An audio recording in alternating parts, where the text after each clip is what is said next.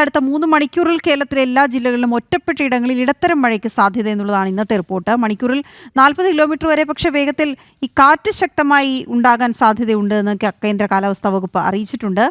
ശ്രീനന്ദ ചേരുന്നു തിരുവനന്തപുരത്ത്. ശ്രീനന്ദ, എന്താണ് കേരളത്തിലെ മഴ മുന്നറിയിപ്പ്, മറ്റ് മുന്നറിയിപ്പുകളൊക്കെ വരുന്നത്? കാരണം മഴ ഇടത്തരം മഴ മാത്രമേ ഉണ്ടാകുന്നുള്ളൂ എന്ന് അറിയിക്കുന്നുണ്ട് എങ്കിലും കാറ്റ് 40 കിലോമീറ്റർ വേഗത്തിലുണ്ട് എന്ന് പറയുമ്പോൾ മത്സ്യത്തൊഴിലാളികളുടെ കാര്യത്തിലൊക്കെയും എത്രത്തോളം ശ്രദ്ധ വേണം, തീരപ്രദേശങ്ങളിൽ താമസിക്കുന്ന കാര്യത്തിൽ എത്രത്തോളം ശ്രദ്ധ വേണം തുടങ്ങിയ കാര്യങ്ങളിൽ മുന്നറിയിപ്പുകൾ ഉണ്ടോ എന്നുള്ളതും വളരെ പ്രധാനമാണ്.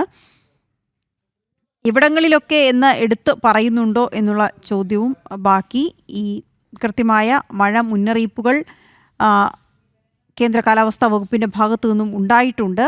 വേണ്ടത്ര മുന്നൊരുക്കങ്ങൾ സ്വീകരിച്ചിരുന്ന ഒരു ആശങ്കയുടെ കാലത്ത് നിന്ന് മാറി ഇപ്പോൾ ഒറ്റപ്പെട്ട ഇടത്തരം മഴ എന്ന രീതിയിലേക്ക് മാറിയിട്ടുണ്ട് എങ്കിൽ പോലും കാറ്റ് അതിശക്തമായി വീശുന്നതാണ് ആശങ്കപ്പെടേണ്ടത്. ശ്രീനന്ദ, കേൾക്കാൻ കഴിയുന്നുണ്ട് എങ്കിൽ ഈ കാറ്റ് വലിയ തോതിൽ ഉണ്ടാകാൻ സാധ്യതയുണ്ട് എന്നുള്ള റിപ്പോർട്ടാണ്. അപ്പോൾ എന്തൊക്കെ കാര്യങ്ങൾ ശ്രദ്ധിക്കണമെന്ന് പറയുന്നു റിപ്പോർട്ടിൽ?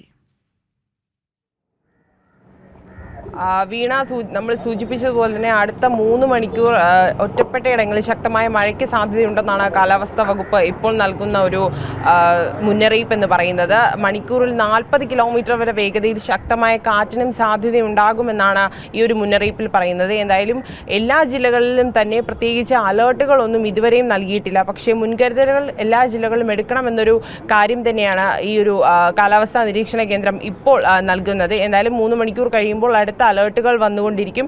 ഈ ഒരു മണിക്കൂറിൽ പറയാൻ സാധിക്കുന്നത് ശക്തമായൊരു മഴ, ഒറ്റപ്പെട്ടിടങ്ങളിൽ മഴയും അതുപോലെ തന്നെ കാറ്റിനുമുള്ളൊരു സാധ്യതകൾ എല്ലാ ജില്ലകളിലും തന്നെ ഉണ്ടാകുമെന്നൊരു കാര്യമാണ് പറയുന്നത്. തീരപ്രദേശങ്ങളിൽ പ്രത്യേക ജാഗ്രത പാലിക്കണമെന്ന് കൂടി കാലാവസ്ഥാ നിരീക്ഷണ കേന്ദ്രവും അതുപോലെ തന്നെ സമുദ്ര ഗവേഷണ പഠന വകുപ്പും അറിയിക്കുന്നുണ്ട്. മത്സ്യത്തൊഴിലാളികളോട് കടലിൽ പോകുമ്പോൾ ജാഗ്രത പാലിക്കണമെന്നുള്ളൊരു നിർദ്ദേശമാണ് ഇപ്പോൾ എല്ലാവരും തന്നെ നൽകിയിരിക്കുന്നത്. എന്തായാലും എല്ലാ ജില്ലകളിലും പ്രത്യേകിച്ച് അലേർട്ടുകളോ ജാഗ്രതകളോ ഒന്നും തന്നെ നൽകിയിട്ടില്ല. പക്ഷേ ഒറ്റപ്പെട്ട ഇടങ്ങളിൽ മഴയ്ക്കും മലയോര മേഖലയിൽ പ്രത്യേകിച്ച് ശക്തമായ മഴയും കാറ്റിനും സാധ്യതയുണ്ടെന്നാണ് കാലാവസ്ഥാ നിരീക്ഷണ കേന്ദ്രം ഇപ്പോൾ വ്യക്തമാക്കിയിരിക്കുന്നത്. വീണ, ഓക്കെ, ശരി ശ്രീനന്ദ.